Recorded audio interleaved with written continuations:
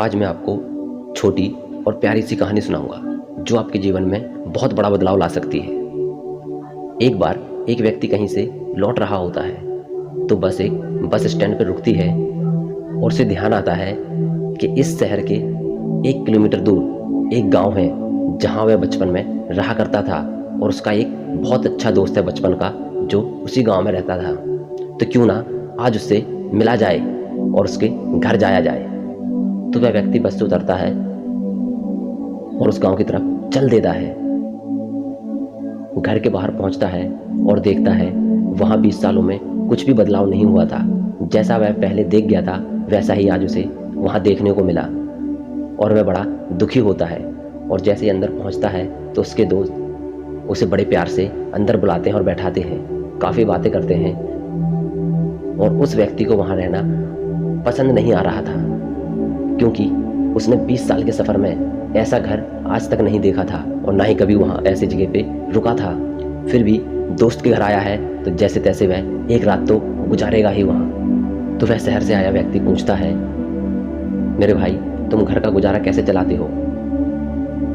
तो वह लड़का कहता है, ना तो मेरे पास खेती है और ना ही गाँव में कोई काम मिलता है।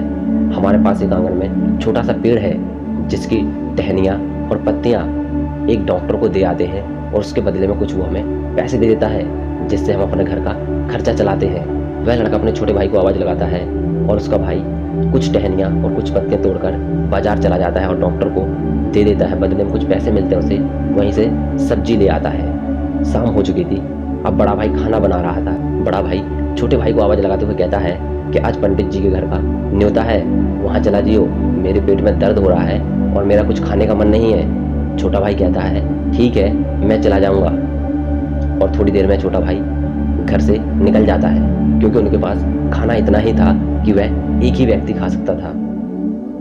और अगर वह अपने दोस्त को कम खाना देते तो उसका दोस्त क्या सोचता, इसलिए एक को न्योते के बहाने बाहर भेज दिया और दूसरे ने पेट दर्द का बहाना बना लिया और सारा खाना उस दोस्त को खिला दिया। अब खाना वाना खा पी कर तीनों जने आराम से सो जाते हैं। रात को उस शहरी दोस्त की जब आँख खुलती है तो वह सोचता रहता है, ये लोग कैसे अपना गुजारा करते हैं, इस छोटे से पेड़ के ऊपर निर्भर हैं। मुझे तो कुछ समझ नहीं आता कि ये आगे चलकर क्या करेंगे, कैसे अपनी ज़िंदगी बिताएंगे। और वह शहरी दोस्त खड़ा होता है और उस पेड़ को काट कर अपने साथ ले जाता है। जब सुबह होती है तो वह पूरे गांव में हल्ला हो जाता है कि उसका दोस्त आया था शहर से और आंगन में से पेड़ काट कर ले गया जो एकमात्र उनका गुजारा करने के लिए सहारा था। सभी गांव वाले उस दोस्त को भला बुरा कहने लगते हैं। अब 10 साल बीत चुके थे। फिर वह लड़का वहीं से गुजर रहा होता है तो सोचता है क्यों ना अब जाकर देखा जाए कि उन दोस्तों की क्या हालत है, कैसे वह जी रहे होंगे। बड़ी हिम्मत कर वह उसके गांव तक पहुंचता है। डरते डरते उसके घर तक जाता है और देखता है कि अब वहाँ कोई झोपड़ी नहीं थी, अब एक अच्छी खासी कोठी बन चुकी थी।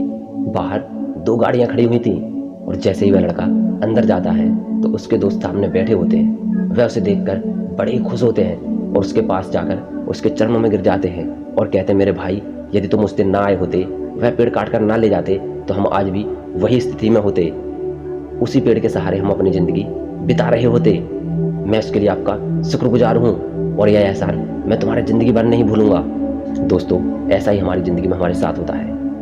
हम एक लिमिट तक सोचते हैं कि ये भगवान हमें इतना मिल जाए, हम इतने में खुश रह लेंगे, और जैसे तैसे वह सालों बाद हमें मिल भी जाता है तो हम उतने में ही सिमट कर रह जाते हैं। उससे ज़्यादा हम कभी सोच नहीं पाते और ना ही कभी मिल पाता है हमें, क्योंकि जितना आप सोचते हो उतना ही आपको मिल पाता है। इसलिए यदि आपके जीवन में भी ऐसा कोई पेड़ लगा है जो आपको आगे बढ़ने से रोक रहा है, जिसके भरोसे आप जिंदगी व्यतीत कर रहे हो, तो उसे आप उखाड़ फेंकें और जीवन में आगे बढ़े। दोस्तों, ऐसे ही और मोटिवेशनल वीडियोस के लिए चैनल को सब्सक्राइब जरूर करें।